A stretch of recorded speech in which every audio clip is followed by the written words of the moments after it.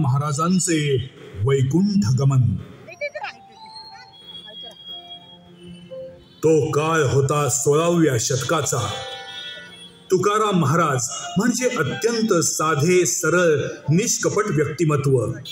पांडुरंगाच्या भक्तीत लीन असलेल्या तुकाराम महाराजांना स्वार्थ हा शब्दच माहीत नव्हता आणि लोहगावच्या लोकांचा निरोप घेऊन ते पुन्हा देहू गावी आले।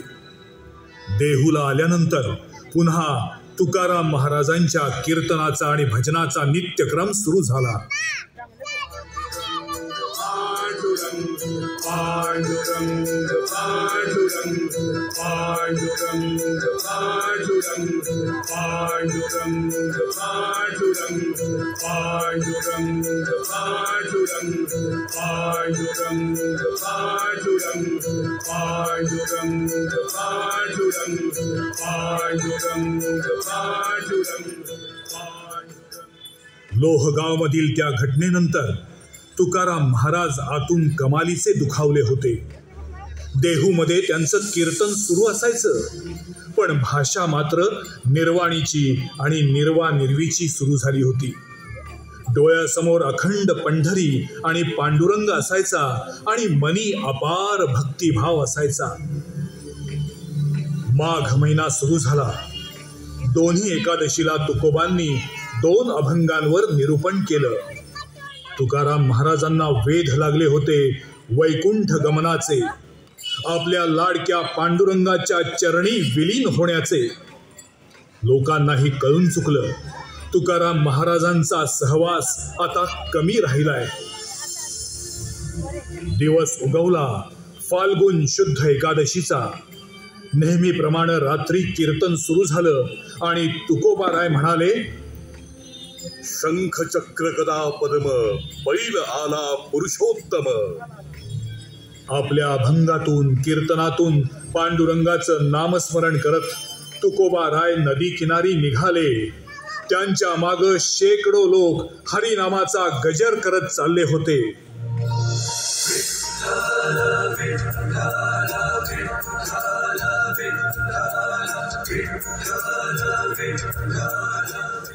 धुळवडीच्या रात्री कीर्तन आटोपल्यानंतर तुकाराम महाराज आपल्या काही साथीदारांसह बसले होते। गप्प गप्प असलेल्या तुकोबारायांना रामेश्वर भटांनी विचारलं तेव्हा ते एवढंच म्हणाले। तुकाराम महाराजांनी सांगितलं, गड्यांनो, मला वैकुंठाचे बोलावणे आले आहे। माझा जीव माझ्या माहेरी जाण्यासाठी अस्वस्थ आहे। आता मी इथून प्रस्थान ठेवीन। आपला ऋणानुबंध संपला। ते पहा हरीने माझ्यासाठी विमान पाठवले आहे। ते पहा।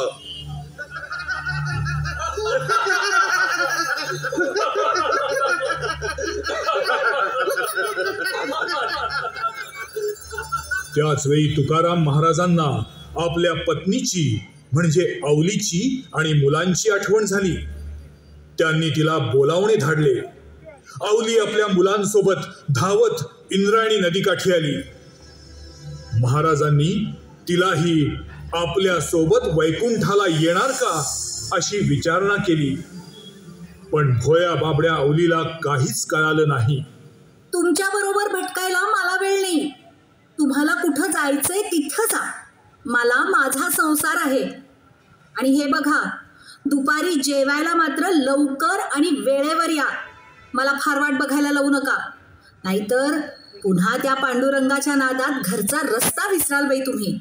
तुकोबा महाराज विठ्ठलाच्या नामस्मरणात दंग झाले आणि इहलोकीवरचा एक अद्भुत प्रसंग उद्भवला। पांडुरंगाच्या नामस्मरणात आणि कीर्तनात सगळे रंगले असतानाच अकस्मात आकाशात प्रचंड तेजस्वी प्रकाशाचा लखलखाट झाला।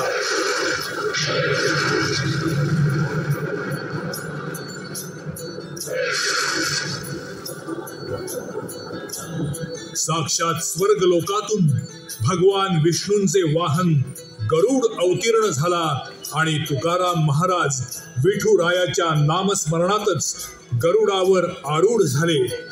हे पाहून लोक तुकोबारायांना रोखण्याचा प्रयत्न करू लागले, रडू लागले, हुंदके देऊ लागले. पण गरुडावर आरूढ झालेले तुकाराम महाराज लोकांना म्हणाले, आम्हाला तर वैकुंठाहून बोलावणे आले. आम्ही श्रीहरीपाशी जाणार. आम्ही जातो आमच्या गावा, आमचा राम राम घ्यावा. तुमची आमची हेची भेटी, येथुनी या जन्मतुटी. रामकृष्णमुखी बोला, तुका जातो वैकुंठाला, तुका जातो वैकुंठाला. विठ्ठलाचे नामस्मरण करतच संत तुकाराम महाराजांनी गरुड विमानातून सदेह वैकुंठ गमन केलं.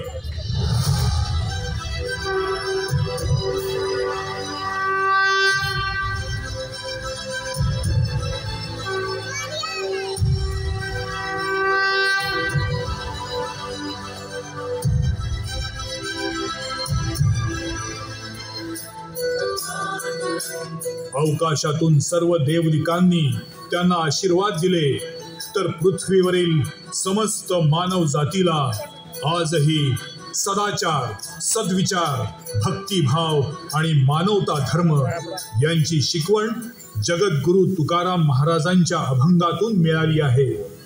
गरुड पक्षावरी स्वार झाला, गरुड पक्षावरी स्वार झाला. तुकोबा